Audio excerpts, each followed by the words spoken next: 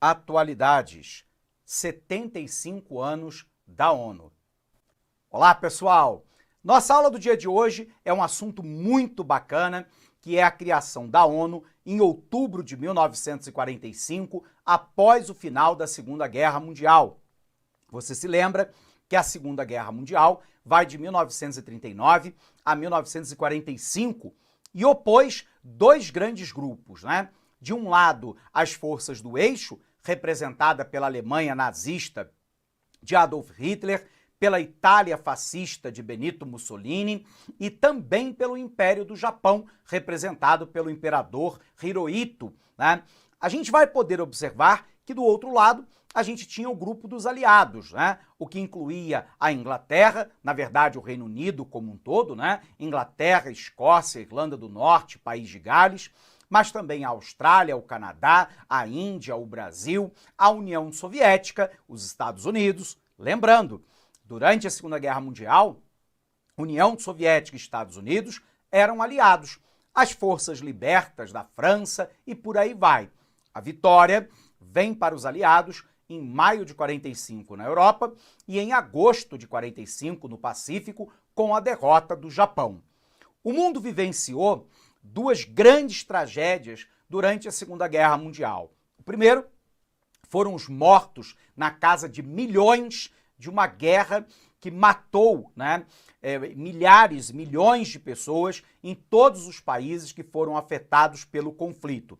E do outro lado, o genocídio de judeus pelas tropas de Hitler durante a Segunda Guerra Mundial. 6 milhões de judeus morreram em campos de concentração comandados pelos nazistas.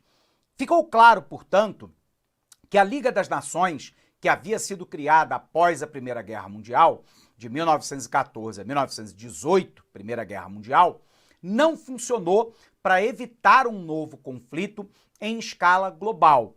E assim cresce o desejo da multilateralidade.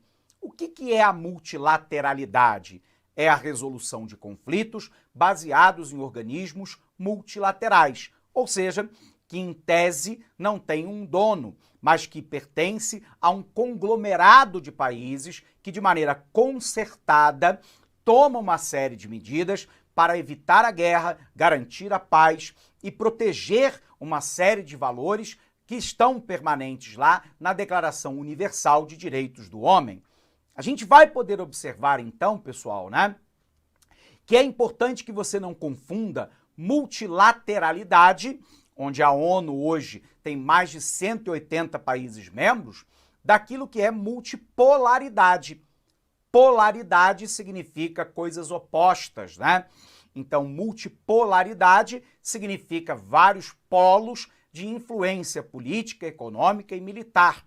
Hoje, nós temos uma multipolaridade representada pelas potências econômicas dos Estados Unidos, da União Europeia, do Japão, mas também da China, do grupo dos BRICS, Brasil, Rússia, Índia, China e África do Sul, e por aí vai. Não é disso que nós estamos falando. Nós estamos falando de multilateralidade, que é a criação de organismos multilaterais para a resolução de controvérsias ou para garantir a paz, garantir a assistência aos mais necessitados e por aí vai.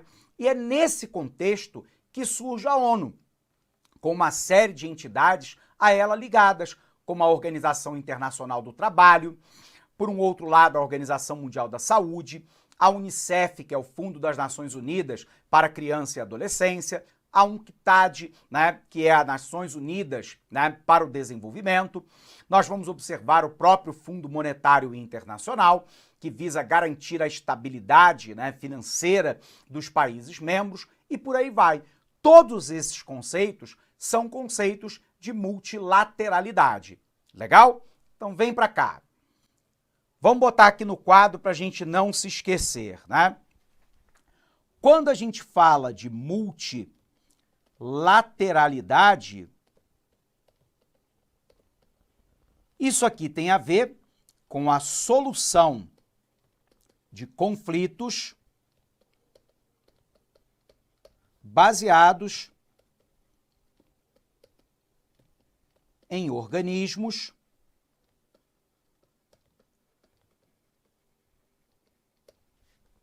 multilaterais. Ou seja, organismos plurais. O exemplo claro aqui é a própria ONU, mas também poderíamos incluir a Organização Internacional do Trabalho, o Fundo Monetário Internacional, etc. Do outro lado, eu tenho um conceito diferente, que é o conceito de multipolaridade. A multipolaridade tem a ver com polos de poder.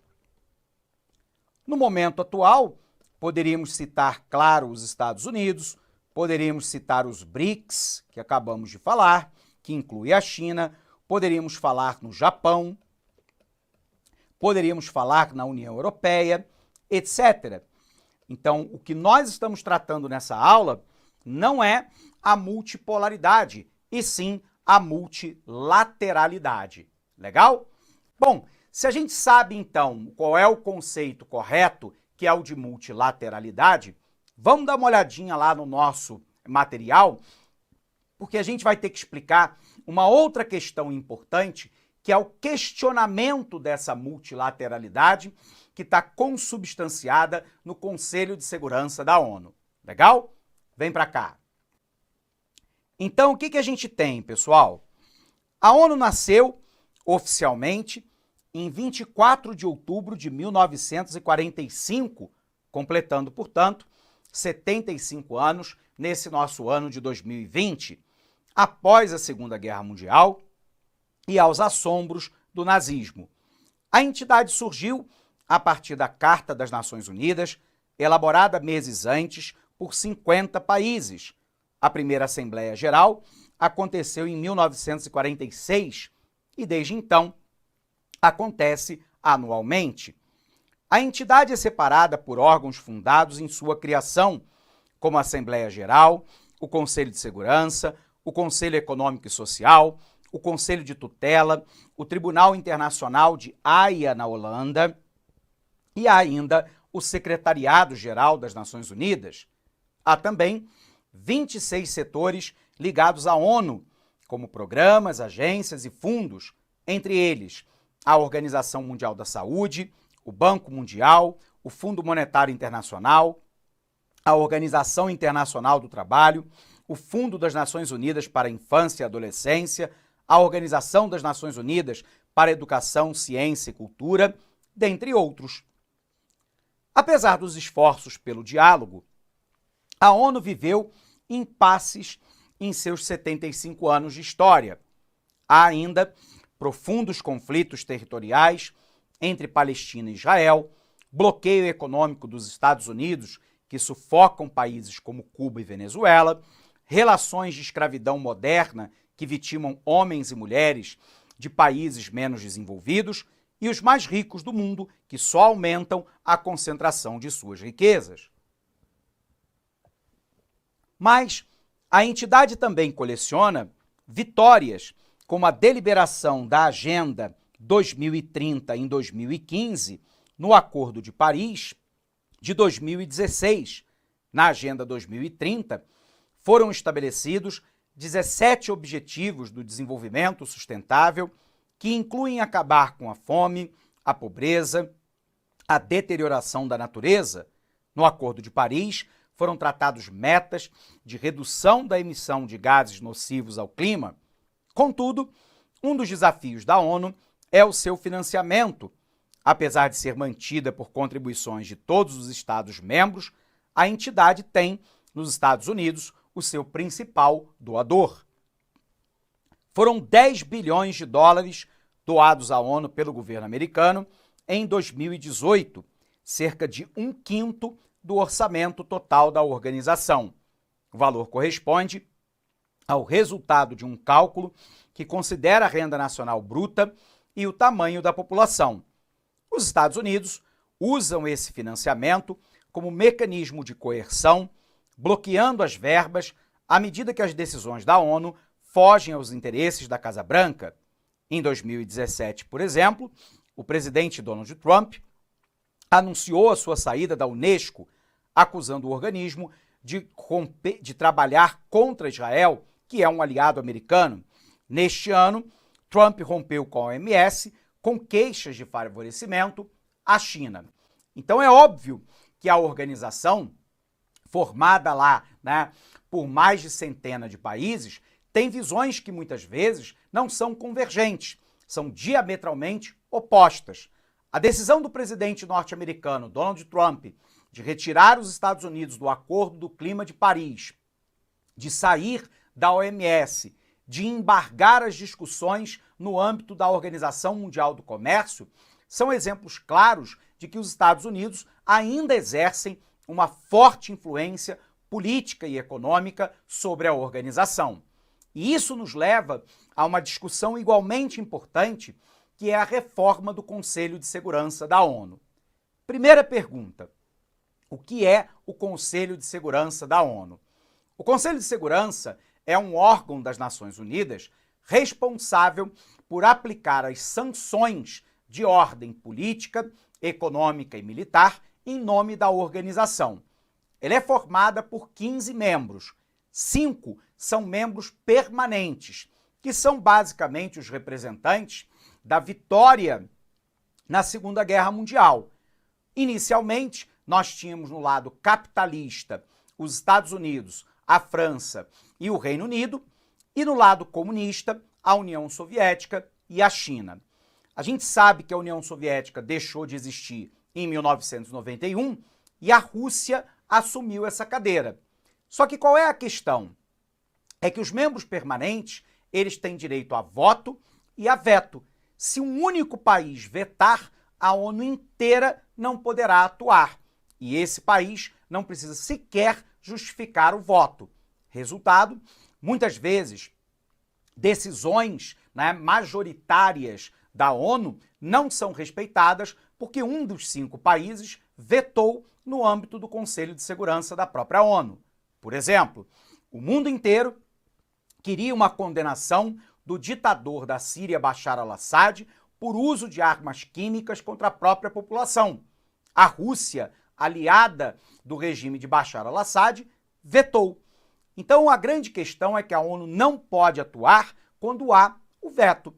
Do outro lado, nós temos 10 membros que são rotativos. De 2 em 2 anos, eles rotacionam para a entrada de novos membros. A diferença é que os membros rotativos só têm direito a voto e não a veto. Há muito tempo que se discute a reforma do Conselho de Segurança da ONU, para que ele tenha mais legitimidade. Haveria necessidade, por exemplo, de incluir mais países europeus, como a Alemanha, que é a 4ª maior potência econômica mundial, mas sobre a Alemanha pesa um passado nazista, durante a Segunda Guerra Mundial. Eu teria que incluir países da Ásia, como o Japão, mas o problema é que o Japão, durante a Segunda Guerra Mundial, fez milhares de mulheres coreanas e chinesas de escravas sexuais dos seus exércitos, e a China é contra. Na América, nós deveríamos incluir o Canadá e o Brasil, que o Brasil está lá, entre as 15 maiores potências econômicas do mundo e é a maior economia da América Latina. Mas a reforma do Conselho de Segurança não agrada os 5 membros permanentes, que utilizam do seu poder político, econômico e militar para coagir a Assembleia Geral a não fazer uma reforma do Conselho de Segurança. Não há uma definição sobre quem entra e quantos entram, O Brasil é candidato, mas a Argentina também o é e o México também. Na África, você tem um país como a Nigéria, que é candidata, mas a África do Sul também e o Egito também. E, portanto, nessa indefinição, a reforma do Conselho de Segurança não sai. E se ele não sai, a gente tem um problema grave de legitimidade desse processo. Legal? Então, olha para cá. Conselho de Segurança. Um dos problemas nevrálgicos da ONU é a composição do Conselho de Segurança. São 5 membros permanentes que têm direito a veto. Estados Unidos, Reino Unido e França, que representavam o bloco capitalista, A cadeira da Rússia era uma cadeira ocupada pela União Soviética, a União das Repúblicas Socialistas Soviéticas, que com o fim da União Soviética em 91, foi assumido pela sua principal república, que é a Rússia. Lembrando que a Rússia se tornou um país capitalista. E pela China, que representava o bloco comunista, mas que tem um regime socioeconômico hoje que nós chamamos de economia socialista de mercado.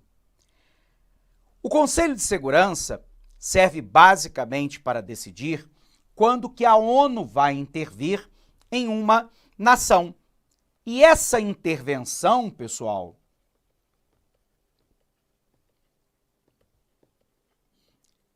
ela pode ser de três naturezas, né?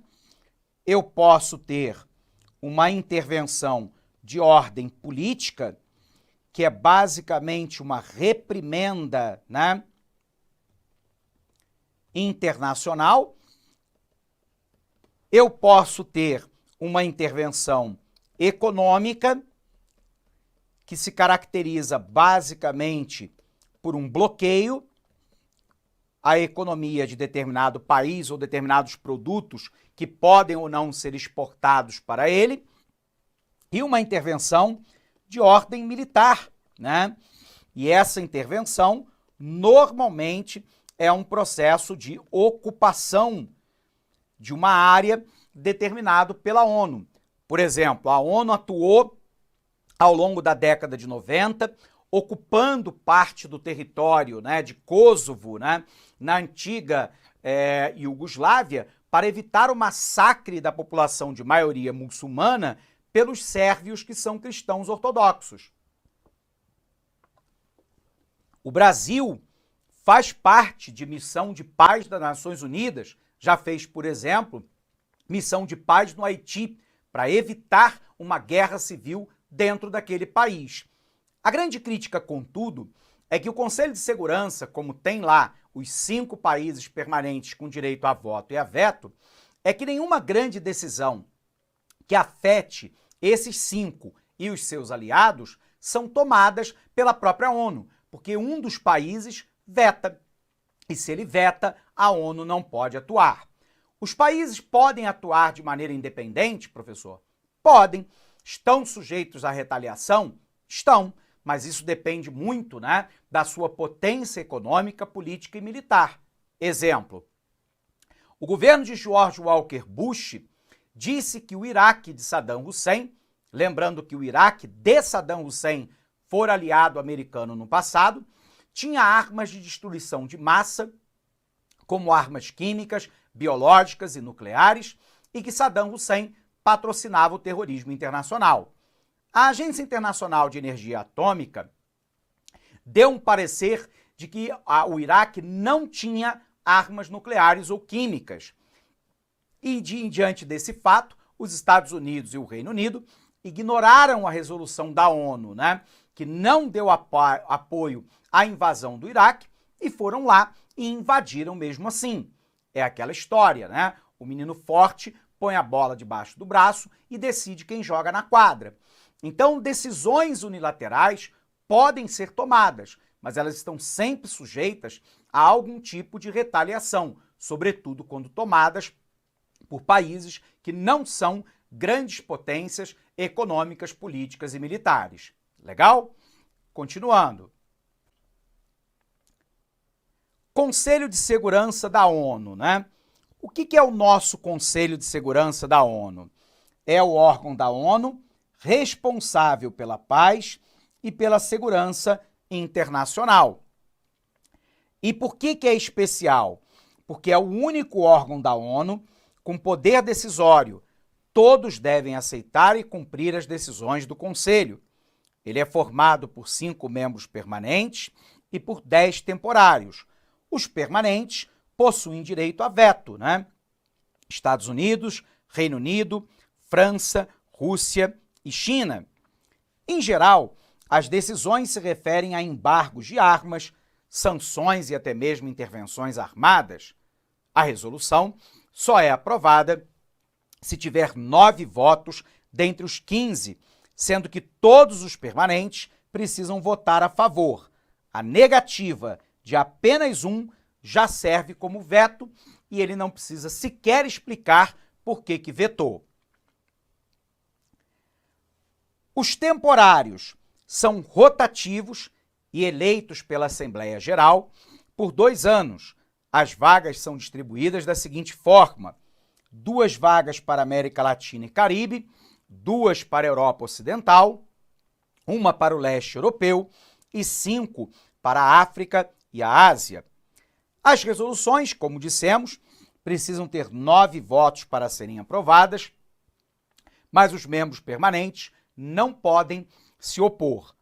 As principais funções são manter a paz e a segurança internacional, determinar missões de paz, investigar potenciais conflitos internacionais, recomendar formas de diálogo entre os países, elaborar planos de regulamentação de armamento, solicitar a aplicação de sanções econômicas e outras medidas para impedir ou deter alguma agressão, recomendar o ingresso de novos membros na ONU e recomendar para a Assembleia Geral a eleição de um novo secretário-geral.